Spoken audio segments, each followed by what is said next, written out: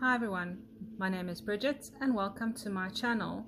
So yesterday someone commented on one of my TikTok videos about the fear of God, and the journey that I've been on, the word fear and God do not belong in the same sentence.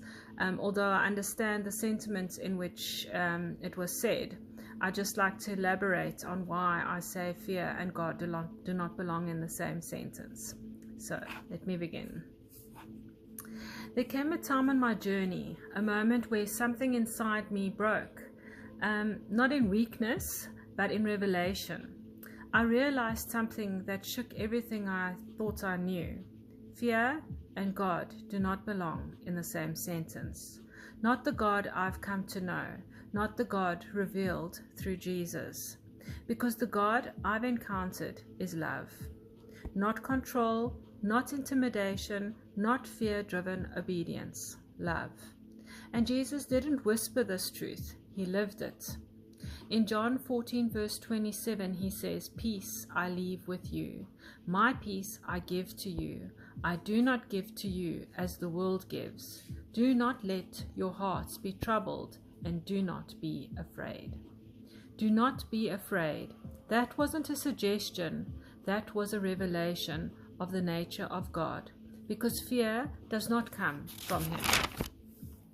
1 John 4 verse 18 says, "There is no fear in love, but perfect love drives fear out."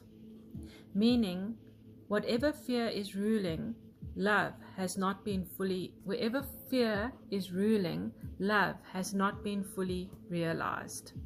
And I had to ask myself, how long have I been calling God fear? Calling fear God. How long have I obeyed out of fear of punishment instead of responding to love? Because religion can teach you to fear God, but Jesus came to reveal him. And what did he reveal? A father, not a tyrant, a shepherd, not a threat, a presence that restores, not one that terrifies.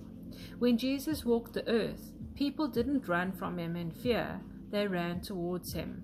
The broken, the rejected, the sinners, the outcasts. They weren't afraid of him. Why? Because love was standing in front of them. In Matthew 11 verse 28 he says, "Come to me all you who are weary and burdened, and I will give you rest." Rest, not fear. Rest, not anxiety. Rest, not condemnation. So where did we get it twisted? When did fear become our motivator? Because fear will make you hide, just like Adam in the garden. But love calls you out of hiding. Love says, "Come closer." Fear says, "Run." Love says, "You are mine." Fear says, "You are not enough." And Jesus didn't die to put us back into fear. He came to set us free from it.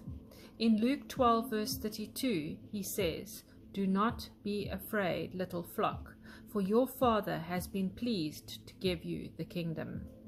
Do not be afraid. That's the voice of God. Not be terrified of me, but do not be afraid. Because fear keeps you distant, and distance was never God's intention. Love brings you near. And on this journey, I had to unlearn fear. I had to unlearn the idea that God was waiting to punish me, waiting for me to fail, because that's not what Jesus showed. He showed forgiveness, he showed compassion, and he showed patience. Even on the cross, he said, "Father, forgive them." That is not fear, that is love in its purest form. So I stand here today knowing this. If it produces fear, it is not from God. If it pulls you away from peace, it is not his voice. Because the God revealed through Jesus is love. And love doesn't control you, it transforms you. Love doesn't force obedience, it awakens surrender. Love doesn't say, "Be afraid of me," it says, "Trust me." So let fear fall away. Let every lie that told you God is something to be afraid of be broken. And step into truth. You were never meant to walk in fear of God. You were meant to walk in relationship with him, because the God you are seeking is not fear. He is love, and love has been calling you home the whole time.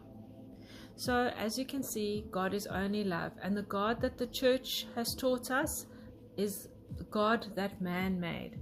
And God only wants to love us, and he wants the best lives for all of us, each and every one of us. But we have to choose God, and we have to learn to walk in his ways. And a lot of people will think, oh, but it's not cool to walk in God's ways. Well, I can tell you, it's very cool. And it's very cool to be in that divinity and feel the power of having God on your side. So I hope this message has taught someone something today, and I'm wishing you much love. God bless.